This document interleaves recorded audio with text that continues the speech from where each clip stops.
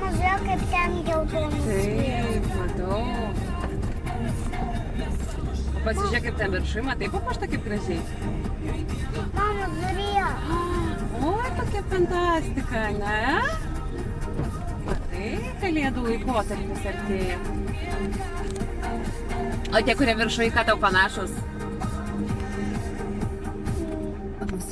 Ša? Rogių. Man žinok, irgi aš tą patį norėjau pasakyti, kad man jie panašus į briedžio ragus. Tai yra diskoteka kažkokia. Diskoteka dėl šviesų? Nu, yra panašumų, taip. Kai mirga. Eglutė, matai? Mhm.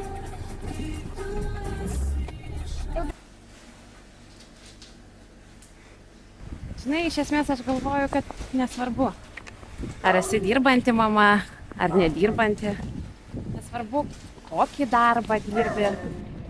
Nesvarbu, ar esi vieniša mama ar ne.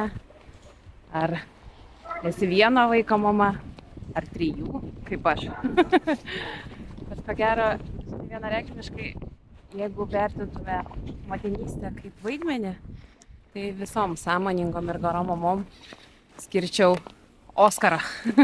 Jeigu rimtai ar sunku, žinai, galėčiau dabar tau rožiniam spalvom nuspalvinti paveiksliuką apie tai, kokia motinystė yra tobula.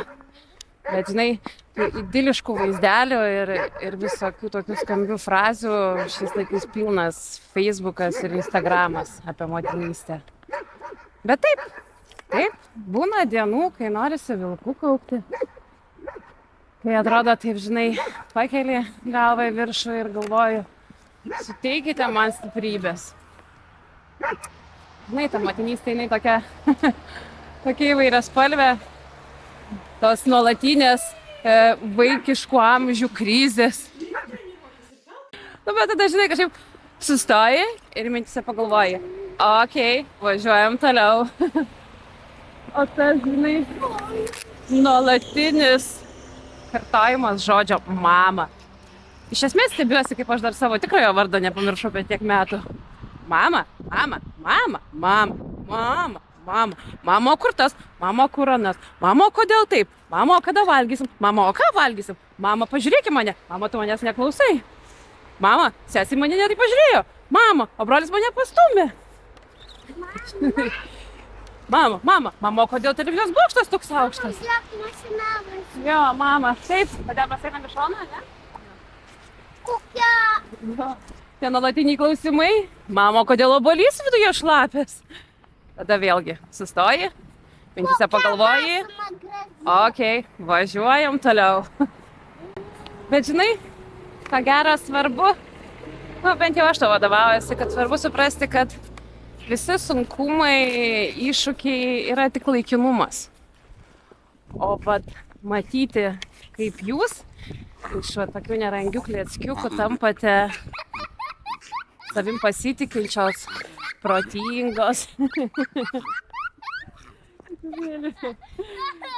Va, matai, ir pašnekė, kad nori.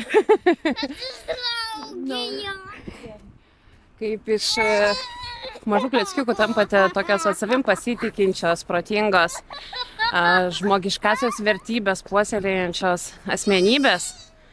Va čia tai tada galvoji, va čia tai yra jėga.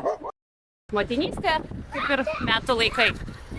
Žiema nebūtų žiema, jeigu nebūtų sniego ir šalčio. Vasara nebūtų vasara, jeigu nebūtų karščio. Ruduo nebūtų ruduo, jeigu nebūtų lietaus. Vasaris nebūtų pavasaris, jeigu ant medžio nesprogtų pumpurai. Tai va, tai viskas yra ir viskas turi būti. O visa kita, tai tik jau požiūrio klausimas.